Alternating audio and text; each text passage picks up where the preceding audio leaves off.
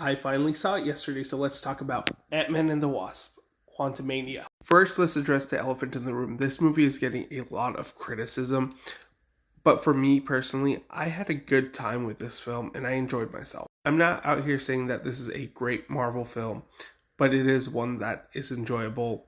For me, the Ant-Man movies have always been a special little surprise in the Marvel pantheon of film. They're always really small, intimate, self-contained stories that are fun, action-packed, and just a fun time in the cinemas.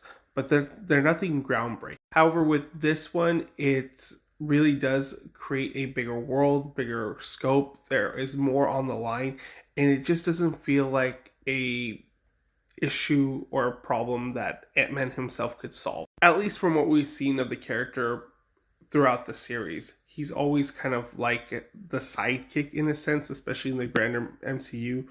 And even in his own movies, while he's a hero, it's always a smaller scale threat. Here it is setting up for the greater MCU threat going into Kang Dynasty with Kang the Conqueror. And Jonathan Majors does a really good job of creating a really intimidating and powerful villain that seems like he can really conquer the world and will be a formidable opponent for the Avengers going forward. However, in the grand scheme of the Ant-Man universe, this was a really big task for him to take on. Aside from that, there are other issues that I have, especially with the visuals. I think the visuals seem very out of place in a lot of moments. It is a visually heavy movie, and it just is blatantly obvious that you're watching these characters in a green screen. But luckily, the film is fun enough that you can kind of ignore. Another issue I had with the movie itself is the story and pacing.